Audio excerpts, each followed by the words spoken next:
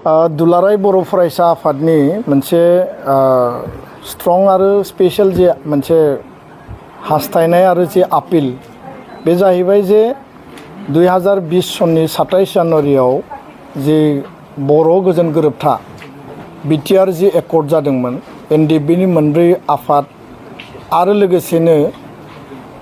दुलाराय बर' फरायसा आफाद आरो इउबिपिअ भारत सरकार आसाम सरकार जे मोनसे नेशनेल कमिटमेन्ट बे स्टेटनि कमिटमेन्ट आरो बे एकर्डनि उनाव एकर्डआव जिखिनि जोङो दफा मोनबाय बेखौ मावफुंनांगौनि गासैयाबो मोनसे सल रेसपन्सिबिलिटि दङ आरो बे रेसपन्सिबिलिटिखौ नोजोर बोनानै दुलाराय बर' फरायसा आफादा बिटिआरनि रायजो राजाफ्रा बर' हारिनि आफाद आरो गौथुम बा बयबो जेब्लाबो मोनसे मिजिं आरो आसा लानानै हाबा मावबोदों आरो हाबा मावलांदों। दा बाथ्राया जाहैबाय जे 2020नि एकर्डनि उनाव बिटिसि जि मोनसे इलेक्सन जानानै थांबाय आरो बे इलेक्सननि उनाव इउपिपिएल आरो बिजेपिनि मोनसे जइन्ट मोनसे एलायन्सनि मोनसे सरकार दा आथिखालाव सोलिगासिनो दङ। दा बे समाव एकर्डनि दफा मावफुंनो थाखाय बिटिआरनि रायजो राजाफ्रा मोनसे मेन्डेट होदों आरो बे एलायन्सनि मोनसे सरकार बे सोलिदों। दा दुलाराय बर' फरायसा आफादा दिनै फिन खेबसेबाव जोङो रिटारेट खालामो जोङो फिन खेबसेबाव गोसोखांहोफिनदों जे बिटिआरआव आथिखालाव इउपिपिएल बिजेपिनि जि सरकार दङ आरो अपोजिशन हिसाबै बिपिएफ हान्जानि जायफोर एमसिएलए दङ गासै 40 जन इलेक्टेड एमसिएलए रुलिं आरो अपोजिशननि सा 6 बेयाव नमिनेटेड एमसिएलए दङ। बयहाबो रेसपन्सिबिलिटि दङ बयहाबो दायित्व दङ। बाथ्राया जाहैबाय जे 2003नि बिटिसि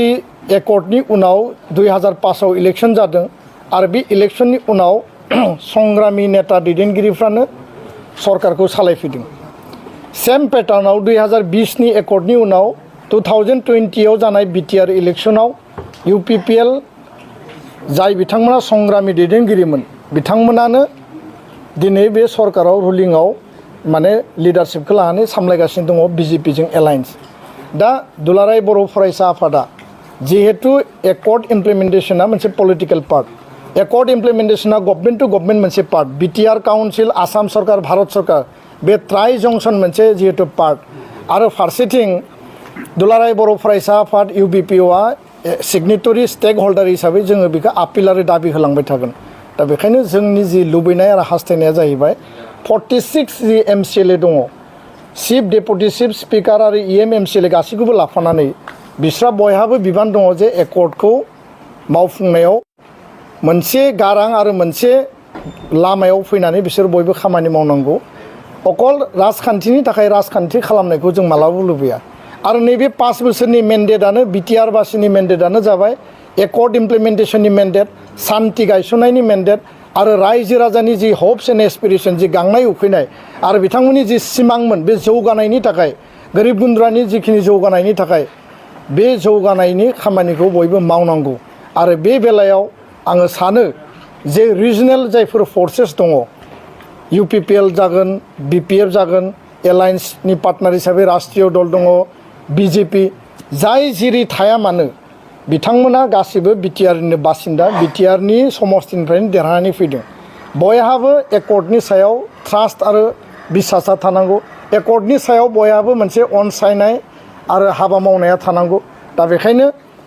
अपोजिशनाव दङब्लाबो बिपिएफनि एमसिएलए बिथांमोनाबो संग्रामि नेता जातीय सत्ता जातीय संग्रामजों फैनाय आरो दिनै बिथांमोना मोनसे आन्चलिक दल 2003नि उनाव 2005आव दानानै आन्चलिक राजनितिक दलखौ सामलायदों। इउपिपिएलआव जायफोर दङ बिथांमोनाबो दिनै जातीय सत्ता जातीय आन्दलन आरो संग्रामनि गेजेरजों फैनाय आरो बे हिसाबैनो बिथांमोनाबो मोनसे हान्जा आन्चलिक हान्जा माने रिजनेल पार्टि दानानै दिनै सरकाराव दङ आरो बिजेपिनि जायफोर जोंनि ओनसोलनिफ्राय दिनै एमसिएलए दङ बिथांमोनाबो बे आन्दलनखौ 30-35टा बोसोराव नुबोदों बे आन्दलनखौ बुजिबोदों। दा बेखायनो बर' हारिनि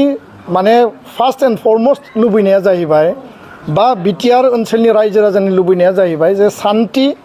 एकर्ड इमप्लिमेन्टेशना टाइम बाउन्ड आरो स्पिडि जानांगौ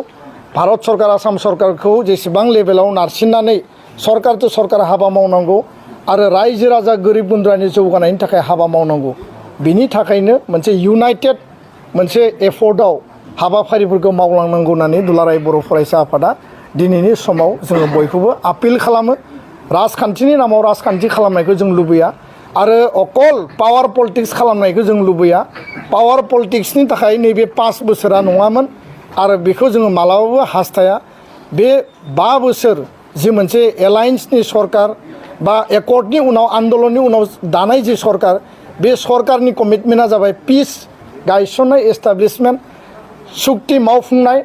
आरो गोरिब गुन्द्रा रायजो राजानि सिमां आरो आसा आरो बिथांमोननि जौगानायनि थाखाय खामानि मावनाय बे मोनथाम एजेन्डाखौ लानानै दानि आथिखालनि 46 नाम्बार्स जेसेबां MCLA दङ बयबो इउनाइटेड हाबा मावलांनांगौ आरो बे बेलायाव